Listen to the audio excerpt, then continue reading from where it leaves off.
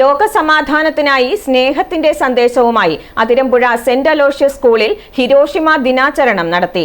ആണവായുധ വിരുദ്ധ സന്ദേശവും ലോകശാന്തിയുടെ ആശയവും പ്രചരിപ്പിക്കുന്നതിനായി സെന്റ് അലോഷ്യസ് ഹയർ സെക്കൻഡറി സ്കൂളിലെ NSS യൂണിറ്റിന്റെ നേതൃത്വത്തിൽ വിദ്യാർത്ഥികളുടെ സജീവ പങ്കാളിത്തത്തോടെ പേപ്പർ കൊക്കുകൾ വിജയകരമായി നിർമ്മിച്ചു. ജപ്പാനിലെ ലിറ്റിൽ ബോയ് ആക്രമണത്തിന്റെ ഇരയായ 12 വയസ്സുകാരി സദാകോ സസാക്കി ജീവിക്കാനുള്ള പ്രതീക്ഷയോടെ മരണക്കിടക്കയിൽ കിടന്നുകൊണ്ട് മടക്കിയ കൊറ്റികൾ ലോകത്തിന് പ്രതീക്ഷയുടെ ചിഹ്നമായി.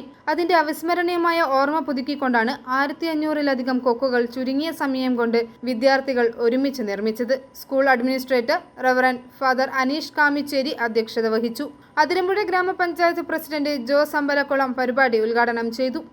ഇന്ന് നമ്മളിവിടെ സമ്മേളിച്ചിരിക്കുന്നത് നമ്മൾ ലോക യുദ്ധത്തിൻ്റെ ഒരു ഭാഗമായിട്ട് സമാധാനത്തിന് വേണ്ടിയാണ് നമ്മളിവിടെ കൂടിയിരിക്കുന്നത്.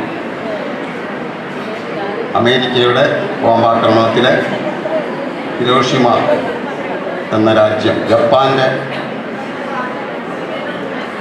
ജപ്പാനിലുള്ള ഹിരോഷിമ എന്നുള്ള രാജ്യത്ത് ബോംബിട്ട് അവിടെ 70,000-ലധികം ആളുകൾ മരണപ്പെടുകയുണ്ടായി. എന്നാൽ നമ്മളെ സംബന്ധിച്ചിടത്തോളം ഈ ലോകത്ത് യുദ്ധങ്ങളുണ്ടായാൽ അവരെ സംബന്ധിച്ചിടത്തോളം ആ രാജ്യം നശിച്ചു പോകുക എന്നുള്ളതല്ലാതെ അവിടുത്തെ ജനതയൊക്കെ വളരെ ബുദ്ധിമുട്ടി കഷ്ടപ്പെട്ട് ദാരിദ്ര്യത്തിൽ.